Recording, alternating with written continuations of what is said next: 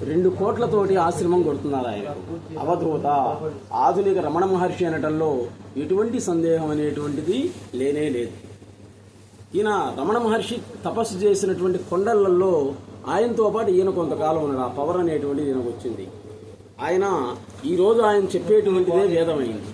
ఆయన ఉన్నటువంటిదే మహాక్షేత్రం అనేటువంటిది అయింది. ఆయన చెప్తున్నాడు చూడండి, happiness is not you, you are happiness. అది ఆయన చెప్పేదన్నమాట. ఈ సృష్టిలో పనికిరానటువంటి వాడంటూ ఎవడూ లేడు, అందరూ జ్ఞానులే. అది ఆయన చెప్పేదన్నమాట. నీవు చేసేది మంచి అయినా చెడైనా కానీ అది నీ తప్పు కాదు, ఆల్రెడీ ఇంత ముందే ప్రింట్ అయ్యిందనమాట. ఆయన మీ అమ్మ కడుపులో ఉన్నప్పుడే ప్రింట్ చేశాడు ఈ విధంగా ఉండాలని. దాని ప్రకారంగా జరుగుతుంది. అందుకే అందరిలో మంచినే చూడు అని చెప్తుందన్నమాట జిల్లెళ్ళమూడి అమ్మవారు. దుర్మార్గుల్లో కూడా మంచిని చూడటం అనేటువంటిదే మన మంచితనం. డ్రెస్సుని అడ్రస్సును బట్టి కాకుండా జ్ఞానాన్ని బట్టి విలువనివ్వాలి అంటాడు. నీ బిడ్డల్లో నువ్వు ఏదైతే చూస్తున్నావో అదే అందరిలో చూడు. ఆత్మస్ఫురణ అనేటువంటిదే గొప్ప సాధన. సముద్రంలో అలలు ఎగిసిపడుతూ ఉంటాయి, సముద్ర గర్భం నిశ్చలంగా ఉంటాయి. కాబట్టి కష్టాల కడిలో ఉన్నప్పటికీ కూడా ఆత్మజ్ఞాని అనేటువంటి వాడు దేనికి చలించడు, సామాన్యులే చలించే. కాబట్టి నీకేమైనా కానీ జీవితంలో సాంసారికమైనటువంటి కష్టాలు వచ్చినప్పుడు మన వీడియోలు విన్నట్లయితే మానసిక ప్రశాంతత అయిపోవు, కష్టాలనేటువంటి పోవెట్లాగు కొంత మైండ్ డైవర్ట్ అవుతుందన్నమాట. అదే ఈ సద్గురు సుబ్రహ్మణ్యం గారి యొక్క బోధన. ఆభేద భావం ఉన్నటువంటి వాడే, అభేద భావం ఉన్నటువంటి వాడికి అసలు మరణ భయమే లేదు. భేదభావం ఉన్నటువంటి వాడికే చావు అంటే భయం అన్నమాట. అనేక జన్మల యొక్క పుణ్య కర్మ ప్రభావమే సద్గురువు యొక్క సాంగత్యం అని చెప్తున్నాడు. అందుకే ఎంతమంది గురువుల దగ్గర ఉన్నా కానీ సద్గురువు దగ్గర జాగ్రత్తగా ఉండాలి అని చెప్తాడు. సద్గురు స్నేహం అనేటువంటిది పులి నోటో తలబెట్టినట్లే అంటాడు అనమాట. అంత ప్రమాదకరం. ఇంకా భార్యా పిల్లలు నీకు ఎవరు గుర్తురారు. అటువంటిది సద్గురు స్నేహం అనేటువంటిది. సద్గురు సుబ్రహ్మణ్యం గారితో ఎంతమందో స్నేహం చేసి చిట్ట చివరికి ఆయన దగ్గరే ఉండిపోయారు. ఈరోజు పట్టెయ్య అనేటువంటి అతని ఎక్కడో రాజమండ్రి నుంచి వచ్చాడు, 6 నెలలు ఉన్నాడు, ఇంకంతే వెళ్ళిపోలే. ఈరోజు ఆత్మజ్ఞానాన్ని పొందినటువంటి వాడిగా తయారయ్యాడు అనమాట. కాబట్టి ఈ ప్రపంచం అనేటువంటిదే ఒక అతిథి గృహం. నీకు ఇష్టమైనటువంటి వాళ్ళందరూ వస్తుంటారు పోతుంటారు. వాళ్ళు ఉంటారా? ఉండరు. నువ్వు ఉండమన్నా ఉండరు. వస్తుంటారు పోతుంటారు. అదేవిధంగా నీకు కష్టాలు సుఖాలు అనేటువంటివి కూడా బంధువులు లాంటివి అంటున్నాడు సద్గురు సుబ్రహ్మణ్యం గారు. ఇవి కూడా వస్తూ ఉంటాయి పోతూ ఉంటాయి. నువ్వు అనుకున్నంత మాత్రాన ఏది జరగదు, అనుకోనంత మాత్రం జరగకుండా ఉండదు. ఏది జరగాలో అది ప్రింట్ అయ్యే ఉంది అంతకుముందు, దాని ప్రకారంగా జరుగుతుంది అంటున్నాడు సద్గురు సుబ్రహ్మణ్యం గారు. ఇప్పుడు పిల్లవాడు ఉన్నాడు, ఇంటర్మీడియట్ 10th చదివేవాడు. వాడు సంవత్సరం మొత్తం చదివినటువంటి చదువు 3 గంటల్లో తేలిపోతుంది చివరిలో ఎగ్జామ్స్ అప్పుడు. అంతే కదా, ఒక 5 నిమిషాలు ఏమన్నా కానీ టైం ఇవ్వాలి ఇన్విజిలేటర్.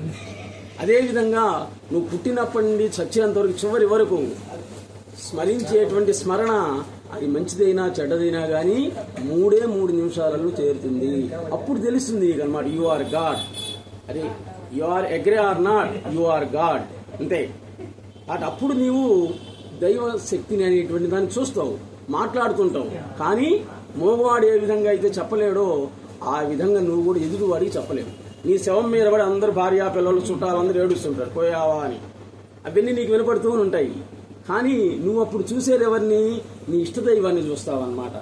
ఆయనతో మాట్లాడతావు, కంపల్సరీగా మాట్లాడతావు.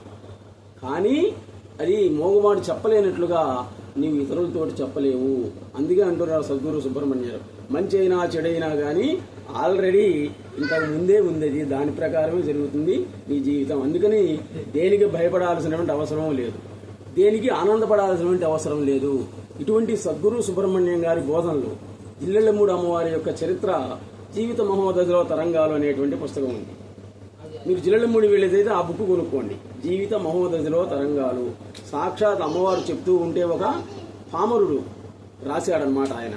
ఆమె చెప్పింది, నా చరిత్రని చదువుకున్నటువంటి పండితుడు కవుడు రాయలేడు, మరి ఎవరు రాయగలడు అంటే చదువు సంజలు లేనటువంటి పామరుడు మాత్రమే రాయగలడు అని చెప్పింది అనమాట. వాడైతే ఉన్నది ఉన్నట్లు రాస్తాడంతే, మంచి అయినా చెడైనా కానీ. చెడైతే చెడని రాస్తాడు, మంచి అయితే మంచి అని రాస్తాడు. అదే చదువుకున్న వాడైతే ఏం చేస్తాడు? అలంకారాలతోటి ఉత్ప్రేక్ష, అనన్వయం, అతిశయోక్త అలంకారాలతో ఉన్నది లేనట్టుగా లేనిది ఉన్నట్లుగా చెప్తాడు. కాబట్టి జిల్లెడమూడి వెళ్ళినట్లయితే జీవిత మహోదశలో తరంగాలు అనే బుక్ కొనుక్కోండి.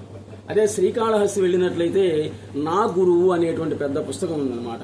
సద్గురు సుబ్రహ్మణ్యం గారు చెప్పినటువంటి బోధనలన్నీ కూడా ఈ రెండు కొనుక్కొని వచ్చి రోజుకు ఒక పావు గంట మీరు చదువుకున్నట్లయితే ఎటువంటి సమస్య ఇచ్చినా కానీ అది మీకు సమస్య అనేది అనిపించదు. ఇప్పుడు నాకు అదే పరిస్థితిలో ఉన్నాయి, ఏం పట్టించుకోను. ఏమైనా సమస్య వచ్చినప్పుడు ఆ పుస్తకాలు చదువుకుంటూ కూర్చుంటాం అనమాట. ఈ వీడియోల వల్ల మానసిక ప్రశాంతత అంతే. మా ఫ్రెండ్స్, మా బంధువులు, మా కొలీగ్స్ అంటారు, నీకెందుగా కాలేజీ వాళ్ళు ఇచ్చే జీతం తీసుకుని ప్రశాంతంగా ఉండే ఈ వీడియోలు గోలేందుకు యూట్యూబ్ అంటారు. కానీ నాకు తృప్తి ఏంటి అంటే నేను మనశ్శాంతిగా ఉన్నా మీకు మనశ్శాంతిని ఇస్తుంది. ఈరోజు నాకు తెలియనటువంటి ఎంతో మంది కాల్ చేసి మీ వీడియోలు చూసినందులో మానసిక ప్రశాంతత ఉంది, సద్గురు సుబ్రహ్మణ్యం గారి యొక్క చరిత్ర గురించి కంటిన్యూ చేయండి అంటున్నాడు అనమాట. అటు అందుకని ఆయన అదే నాతోటి చెప్పారు, కర్మణ్యేవాధికారస్తే మా ఫలేషు కదాచిన, యూట్యూబ్ డబ్బుల కోసం నువ్వు చేయొద్దు. చూడండి ఏం చెప్పారు గురువు గారు, అదే చెప్పారు సుబ్రహ్మణ్యం. యూట్యూబ్ డబ్బుల కోసం చేసినట్లు ఏమవుతుంది, మధ్యలో ఆపేస్తావు, అవి రాలేదని. అందుకని నీ వల్ల 10 మంది మానసిక ప్రశాంతత పొందుతున్నారు కాబట్టి కంటిన్యూ చేయండి. అందుకని గురువు గారి ఆజ్ఞానుసారంగా ఇది రోజుకి 2 వీడియోలు పెడుతూనే ఉంటాయి. పిల్లలకి పాఠాలు చెప్పడం అయిపోయిన తర్వాతనే మధ్యలో ఒక అరగంట పావు గంట ఖాళీ ఉంది, ఆ టైంలో ఉంటే కాలేజీల్లో పెడుతూ ఉంటాం. కాబట్టి please subscribe our channel world teacher news. నమస్తే.